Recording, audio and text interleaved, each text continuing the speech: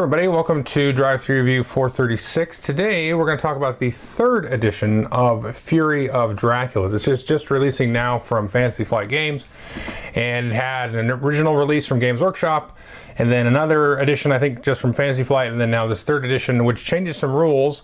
But I don't have any sort of reference with the first two editions. I've only played this game, and so I don't know if it's better or worse or whatever. I do understand that it is probably more streamlined than the previous editions. It takes about 3 hours to play in my experience, in my newbie experience. So the idea of the game is that one player is Dracula, and there are 1 to 4 other hunters, always controlling 4 hunters, no matter how many players, trying to hunt down and kill Dracula. And Dracula is trying to get out his sort of underling or minion vampires out into Europe and to sort of get more and more influence in Europe with this little vampire army that he's slowly starting to build, so to speak. So let's jump into how the mechanics work. I won't go into too much detail. There is a fair chunk of detail, but once you play the game and get into it, it's pretty straightforward in how to do all the different actions. So it's not too bad. But I think explaining it like one rule after another in a video is just probably going to be a little bit mind-numbing. The rulebook is very well written, I'll say that up front. It's got the old traditional Fantasy Flight, how to play, and then a reference to sort of add on after that works really well in this case. So let's jump in and take a look at it, and then I'll come back and tell you what I think. One of the most refreshing things about Fury of Dracula right off the bat is the time and place it's set in. It's based very much on the original novel by Bram Stoker. If you're familiar with that at all, you're going to get a lot out of the game, and this is great. As I said, the game comes with a regular rule book and then a rules reference, and I will say again, you can just go through the Learn to Play guide and jump right in. You will be referring to the rules reference a few times because of different card interactions and so on, but it is very quick and easy to jump into, so I'm going to kind of keep this rules walkthrough a little bit in favor of just the Learn to Play and not mire in all the rules references. Now you can see here, this is not the board, but Dracula himself actually gets a little sort of postcard that has a map of the board, so they can refer to this without actually looking at the board directly and giving themselves away. And here we've got the board, of course. This is a map of Europe. You can see there's kind of a little dial up there in the upper right hand corner. I'll explain that in just a minute. And the game, of course, comes with these cool little miniatures. Here's Dracula, as you can see. And then here are the 4 various hunters. Now, you can play this 2-player. 1 player is Dracula, and then 1 player controlling all 4 hunters. Or you can play it up to 5, having 1 player for each of the hunters. No matter which player count you play with, the game is going to be basically the same game. Now the rules give you sort of suggested starting spots for the different hunters, but you can go ahead and choose wherever you like. And once the hunters have placed their miniatures out on the board, you'll actually put the Dracula miniature here, and this is his little travel track, and you'll be placing cards that depict the locations here. So Dracula is always going to be in his current location, and this is going to be the card slot. So to start the game, you're going to sift through these cards, and they're in alphabetical order, and you're going to find where you want the starting location to be. So I might go ahead and choose the London location. And these are nice because they give you sort of the location that you're in plus everything connected to it, so you can look at the card and figure out where you can get to just by looking at the card itself. You'll take and put that card face down, and this is your starting location. This is where Dracula's at. The hunters are trying to kill Dracula. Take him down to 0 hit points, they'll win the game. Dracula is moving about Europe trying to exert his influence and create new vampires. So each day, after the hunters have taken 2 turns, they take a day turn and then a night turn, and then it's Dracula's turn. He's going to shift his location cards down to the right. He's going to find another card adjacent to his current location. He's going to pick that card, put that face down, and this is now going to be his current location. Now after the setup, every time you do this, you're going to have a hand of these 5 encounter cards, and these are the ways that you're going to get influence for the most part. So you always have a hand of 5 of these, and these are just various sort of Dracula-like effects. And you're going to take and put one face down on that location. So now you have laid a trap, maybe created a new vampire at this location. And this encounter card is going to move with the card as you travel. It's going to shift down. And what you're really trying to do is create new vampires. So one of these encounter cards can exactly be a vampire. As we take turns and the cards move off the board, it's going to trigger its matured effect. In this case, it's going to reveal the location, advance the influence track by 3, and then clear off some hideouts, sort of cleaning up our track, so to speak. Now there's other cards that'll do different things. They're not all vampire cards. This one, if we allow it to mature, will recover 3 damage from Dracula.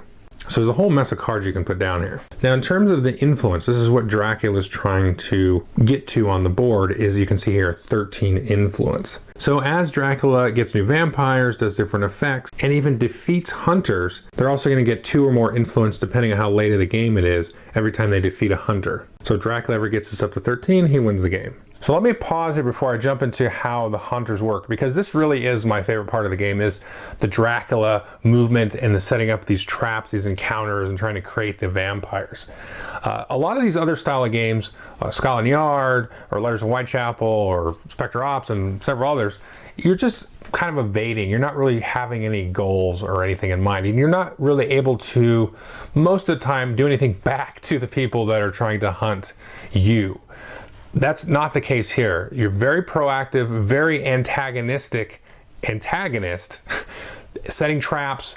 You know, you're trying to create the new vampires. Now, the other cool thing is you have these rumor tokens. Now, this is an advanced rule, and it's the only advanced rule that I've played with, but I really enjoy it. It's very simple. So you put the rumor token, you'll start with 1 in your supply, and you can place these onto the encounter cards.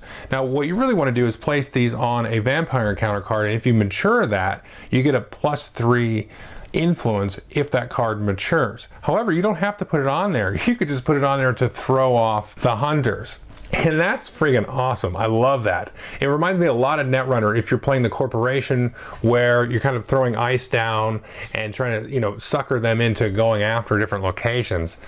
So that's a really, really awesome mechanic. Now, there's some other advanced roles which I'm not going to go over. There's some other Dracula powers, and there's some hideouts and things that you can do to kind of like re-lose locations and things. I haven't played with those because to me the game has worked fine, but I think eventually I will get into those. But there's a lot of different ways to sort of balance out Dracula. So I think if you have a sort of a poor performing Dracula or you know, a great Dracula, you can tweak, sort of use some of those different advanced rules to sort of balance the game. When that's really cool.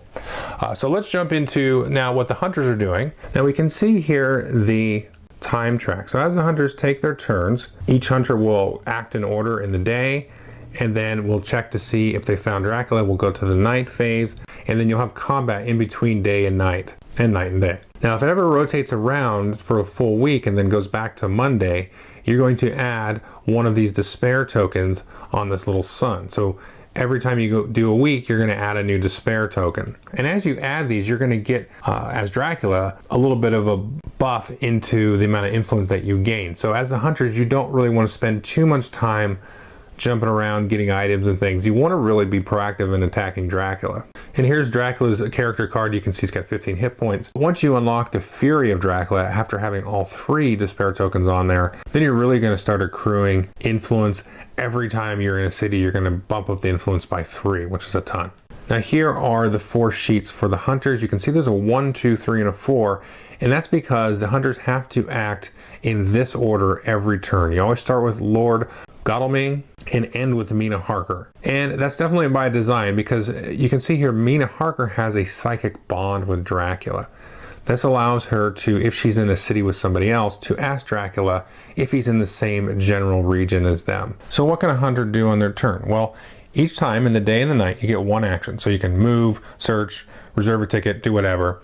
You just do 1 thing, everybody does that, and then you go to day and night. So the first thing you can do is move, and simply you can just move right along these little red lines, and these are roads. Now the other thing you can do is actually reserve a ticket. You'll go ahead and draw 1 or possibly more of these tickets into your hand. And if you want to move by the railroads, you'll discard the ticket. You can see there's 2 numbers here. There's a white 2 in this case and a yellow 1. And you'll notice there are white railroads and yellow railroads. So you can discard the ticket and move that number of spaces, you know, depending on what type of railroad you want to move on. The next thing that a hunter can do is rest, and that's just simply recover 1 hit point. The next thing they can do is supply. And we can see 2 decks of cards here. One on the left is items, and these are only for the hunter. And then a card deck on the right is events. And these are either for the hunter or for Dracula. And when you supply, you're going to draw 1 or more cards depending on which character from the item deck. And here's some examples. You can see we've got some garlic, some dogs. Now the cards with the banner, you can see the garlic has a banner. You're going to keep these and you're going to use these in combat with Dracula. So there's a couple of symbols we might have here on the Dracula. We've got the fangs and the fist. And just a quick note, I'll talk about combat more in a minute, but each hunter also has 3 sort of basic combat cards that they'll always have available to them, and then you want to go search these item decks to get more, to give you some more versatility. Now the other thing you're going to do when you do a supply action, in addition to drawing the item card, is drawing from this event deck. Now if it's the day, you can draw off the top of the deck, and here we can see a hunter icon. That's the little silver back, and you just draw that right into your hand, and these are a variety of effects.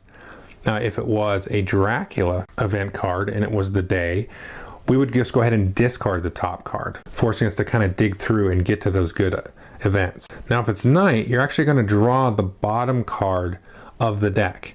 If it's for you and the hunter, you'll keep it, but if it's for Dracula, he gets to keep it. And these events are very powerful across the board for the hunters and for Dracula. Now, if a hunter ever ends up in the same location as Dracula, he'll have to reveal himself. If Dracula's been revealed, then any hunters in that location will have combat with Dracula, and it's possible to have 2 or 3 or 4 people on top of Dracula fighting him. Now, the other thing that's going to happen is, let's say a hunter moved to a location and then on their next turn, they want to do a search. And so what they'll do, if the location they are in is on the track of cards that Dracula has been moving through, he will have to reveal the encounter card, and then we'll do whatever it says here in the white area. And then you just do whatever the card says. Now the other option is Dracula can go ahead and sort of proactively trigger the card right after the hunter moves to this location. Because remember, it's a one action. You move, and then you gotta wait till night, and then you do the search, or vice versa. So after the hunter just moved there, Dracula says, you know what, I want to slow them down a little bit, do some damage, weaken them. I'm going to go ahead and just trigger that, because I don't think they're going to try to search there anyway. You might kind of do it as a bluff to kind of say, oh, he was just here. You know, maybe we're close to him. You can do all kinds of cool stuff like that. So let's talk quickly about combat. Now we can see here on the left, the hunter has their 3 basic combat cards with the yellow banners, and then 2 cards they may have acquired through the game, through doing supply actions with the red banners. Now Dracula always has a deck of his 10 combat cards, and he's always going to draw 5 of these, and then he'll play one and draw one each round of combat. Now the hunters are able to reuse their combat, so in this case if I'd played a rifle one round, it won't be available to me the next round, but then I can play, for example, this punch card on the next turn, and then take back the rifle card, and then now I've got that available, so you can cycle back and forth. Now I'm not going to get too crazy on the detail of combat, but the gist of it is each player, the Dracula and the hunter, is going to put a card face down, and then they're going to reveal it. But after everybody chooses their cards, if there's more than one hunter, Dracula will say, okay, I'm engaged with you. I'm engaged with Van Helsing or Mina. They'll make a choice. And then we're going to compare icons. So let's say I had chosen to be engaged with this particular hunter who played the dodge card. We'll take a look at the icons on my card, the Fang icon in the upper left, and if there's a matching icon, which there is in this case on the dodge card, it's going to go ahead and just cancel Dracula's card. But if it was a situation like this, where there was no matching icons, then the Fang's card would trigger. You'll resolve Dracula's card first, and then go ahead and resolve the hunter's effect if it's still valid. Some of the effects on Dracula's cards will go ahead and just directly cancel the hunter cards. Now each side does have escape cards. Dracula cannot play the escape cards unless he's already played some other combat cards greater than the number of despair tokens currently on the map. So if we just have the 1 despair token here, Dracula would have to at least play 2 combat cards and then been able to play an escape after that. Now these cards of course are going to do damage to the hunters and to Dracula and vice versa. Some card effects will actually bite the hunter. Lord Godalming has a spot for, he can sort of absorb 1 bite token. If you ever get another bite token on top of your capacity, then it's going to instantly defeat you. And then the hunter will have to go to the nearest city with a hospital. You can actually see this here with a little hospital icon. And of course Dracula will get some influence for having defeated you. So that is the gist of Fury of Dracula. Like I said, I want to kind of keep it short. You can get kind of mired in some of the different card interactions and all that good stuff. But let's first talk about the combat, what I think of that, since that's what we just talked about. I love the combat because of the whole icon matching thing. And what that does is it adds a nice layer of metagame to the combat. So for example, Dracula's sort of big hitter is that Fangs card. He can do some damage to you, he can get a bite off, it can also just move the influence track by 1 if it goes off, and the hunters, once they play the game, will know that. And so they'll know that they need to have some cards in there with the Fangs to hopefully cancel that. Well, Dracula needs to be able to kind of play around that. And so he might try to actually be aggressive before the hunter is able to accrue more of those item cards, or he might be able to play some of the different effects in the encounters that force the hunters to discard items or make the choice between getting damage or discarding the cards. So you can play in a very sort of, like I said, proactive manner as the antagonist, as Dracula. And the combat all kind of ties into that.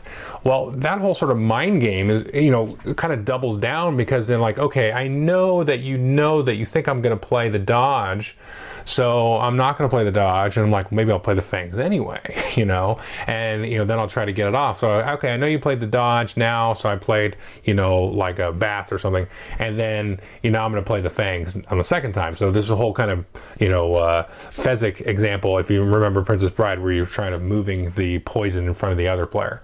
That's really neat. That's awesome that that kind of layer and the sort of depth to the combat, which really ties into the rest of the game, exists in this style of game. The next thing I should talk about quickly is, of course, is the theme. I think everything's very well tied in. I like the whole Mina Harker aspect, the Van Helsing aspect. And again, the reason that you have that ability, again, to sort of do the sort of telepathy with Dracula, because she acts last. So everybody's got to kind of move, and it makes you kind of really rethink like how you're moving, because you want to go and try and search, and you think you know where some locations are, but then you're like, okay, well, Mina can catch up to us here, and then trigger her telepathy thing. Now there's some other encounter cards, event cards in the deck that are related to her, at least thematically, that can make it very difficult for Dracula to to move around the board. There's stuff that will just have him like basically have to give away your location, or it'll make you reveal the locations sort of as they move down the line and you're trying to move through there. And a lot of those event cards honestly are kind of swingy, but they can be swinging in either way. But I like it because it adds that extra little element of pressure to the game and keeps it from becoming very sort of mathy and calculable, with just going, okay, he was here, he could have gone here, here, and here, let's count, you move here to do this. And the same with Dracula, on his end, we're trying to move through, okay, they can get me here, so if I go down here, I can kind of throw a bluff over here. Once some of those crazy events sort of trigger off, then it puts the pressure on one side or the other. Because you can get an event with Dracula, let you put like more than one encounter on a card. So it's like he's going to double down there. And, is that the spot where he's going to have two vampires possibly to just get, like half the influence that he needs to win the game or something like that. So that's really neat. I really like how that works. Other than that, I don't really have much more to say about it. I mean, component-wise, it's great. I guess I can kind of compare this to other games of this type. And up until now, I would say my favorite game of this style was definitely Spectre Ops. I'm a big Scotland Yard fan. I know we played it when I was a kid, and we played it several years ago now, but we did break it out and play it quite a bit, kind of with the gamer group kind of thing.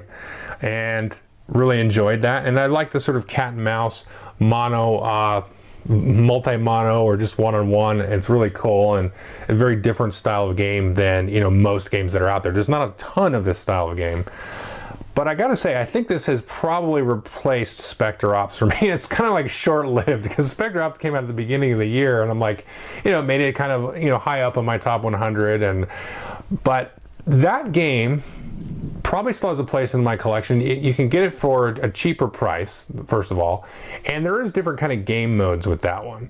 Now this one doesn't necessarily have game modes, but it has stuff you can tweak it, and you can really play around with the strategies that you employ and all kinds of stuff above and beyond just the cat and mouse part of it. And you can balance this with people that haven't played Dracula before. You can throw in some of the more powers and stuff. There's just like 5 or 6 cards that you can play, and somebody that maybe that's really good at playing Dracula, you can take away some of those powers. Maybe you take away the rumor tokens and stuff like that.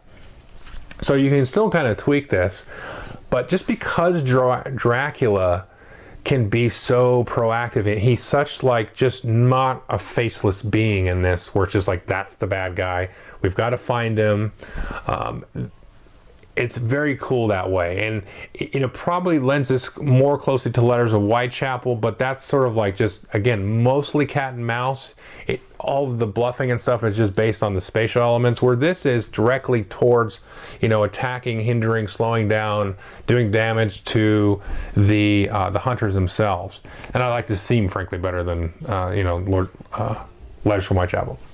So I highly recommend this game. If you haven't played it, I have no, like I said, reference for the old games. I assume this is just streamlined, so I would say this is probably the better version. It's sort of a gut feeling that, you know, I don't see why anybody would go back to get the second or first edition, because to me this plays like a well-oiled machine. So I highly recommend this game. I don't usually talk numbers, but since I've been doing this, you know, the weekly review thing, this is a 9 out of 10 for me. It's in the top 100 for me. It's gonna kick out Spectre Ops. I don't know why I feel bad for saying that, because I really did like that game. But to me, it's like this just has that, the combat element is really neat. You know, the different events, the theme is cool, and it feels like there was a lot of sort of attention paid to the original kind of source material too, so it's got that sort of, I don't know, kind of that emotional hook for me in terms of that. So definitely high recommendation if you like this style of game. I should say it's going to take you long. It's 3 hours. You could have it go quicker. I did have one game of this that went just over an hour, and it was just like a nightmare for Dracula, where I don't want to get too many in details because it'll take me 10 minutes to explain, but he got caught really quickly and then there was like all 4 of the hunters were just on him and just were beating on him, and he was just trying to loosely escape. But I've seen other games where it goes a little bit longer, or a lot longer I should say, you know, about 3 hours, and it's really down to the wire and very dramatic and fun. But you're usually in for like a little bit of a long haul with this style of game. You know, a lot of AP can set in, of course, so there's nothing you can do about it. So if you don't like that, this isn't your cup of tea. And it's not my cup of tea often, but I think when I am in the mood for this, it's gonna be this one, because it's just, to me, it's a very rich experience, or top to bottom. Okay, thanks.